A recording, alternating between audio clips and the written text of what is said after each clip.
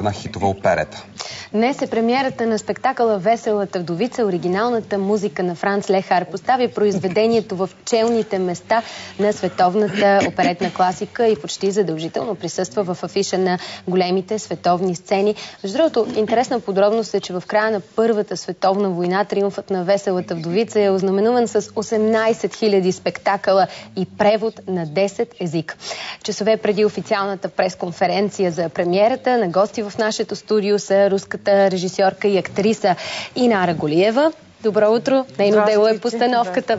И разбира се, трите прими: Еделина Кънева, Мариана Арсенова и Добрина Икономова. Здравейте и добре дошли! Здравейте! Да уточни кога премиерата?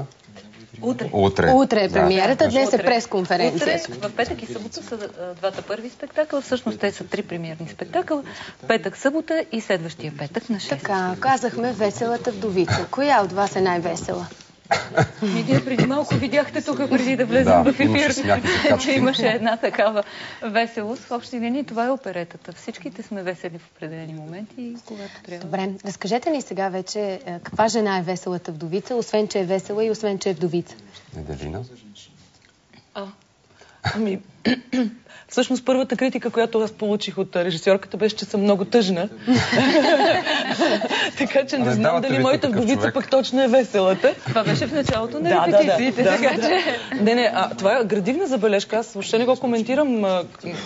По никакъв начин не бих искала да го коментирам като някаква сродня, разбира се. Аз смятам, че спектакъл ще бъде много различен от всичко, което сме виждали до сега в България по повод "Веселата вдовица". Първо, нашата режисьорка е направила една своя обработка на това произведение, която лично на мене много ми допада. И най-много се зарадвах, че не само в драматургията, и в музикалните номера, на мене най-приятно ми стана, че Ханна трябва да танцува на финала с гризетките в кабарето. Да, защото това наистина е много голямо предизвикателство за нас. Ние не сме свикнали да танцуваме толкова много, защото така наречените героини, нали, в оперетата не са тези, които танцуват канкан или чардаш или така нататък. Добре, това е една от поставените оперети. 18 000 спектакъла има, преведена на 10 езика. Да. Защо е такава хитова тази оперета на Франц Лехар? Защото се говори за любов, разбира се. Любовта я прави популярна. Добре, казахте, че Инара ще ни представи един различен прочит на това произведение. Наистина, каква е вашата гледна точка към това произведение? Как подхождате към него? Какой ваш взгляд на это произведение? Как вы видите его? Знаете, мы очень много об этом говорили. Вече много говорихме за това. Поэтому здесь, наверное, усилена роль Тук взаимоотношений е подчертана Данила ролята и на взаимоотношенията на Данила и Хана. И мы попытались сделать так, чтобы наша вдова действительно была веселой. Постарахме се нашата вдовица наистина да е весела. Значит, в этой оперете больше розыгрышей, больше недоразумений. Има повече разигравки, повече недоразумения в тази оперета. И больше любви, и повече любов, което хората винаги търсят. Създаването на творбата е свързано с интересни парадокси и балкански инциденти. Разкажете ни какви са те. Добрина? Какие они?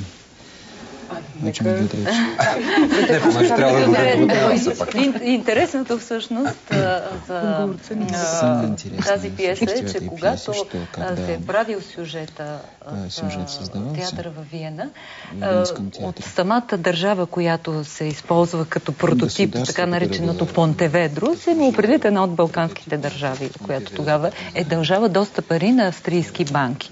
И по този начин от сюжета се взима това, че се усмива посолството и въобще държавността на тази въпросна балканска държава. И даже когато имало премиера в Солун, е имало една голяма студентска стачка пред театъра.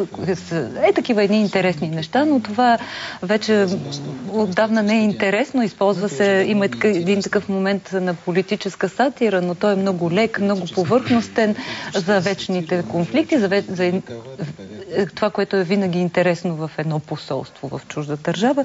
Така че това са тези интересни неща, които са били така, но те в момента не са на преден план вече в нашето съвремие и това, което се прави в нашата постановка. Добре, но ролята на Веселата вдовица е една от най-тежките в жанра.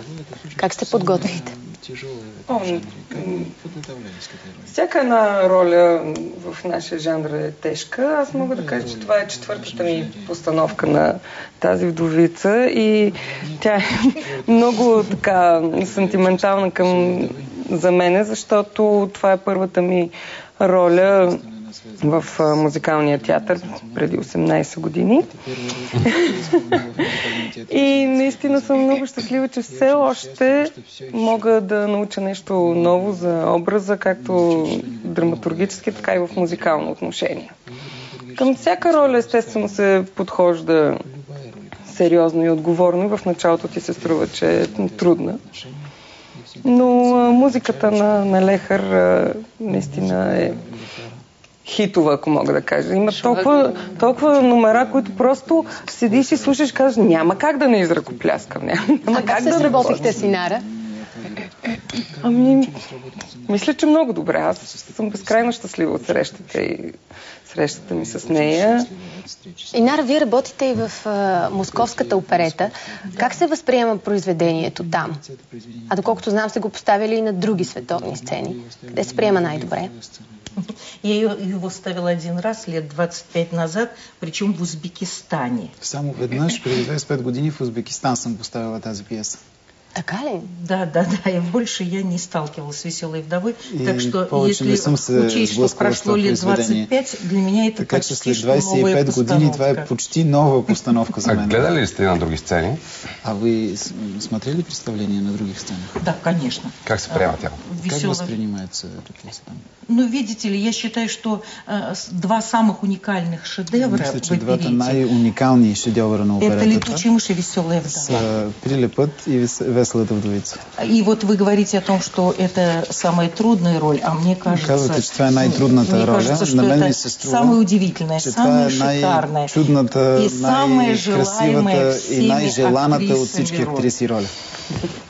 Добре, благодарим ви. Утре е премиерата на тази оперета в Музикалния театър. Сега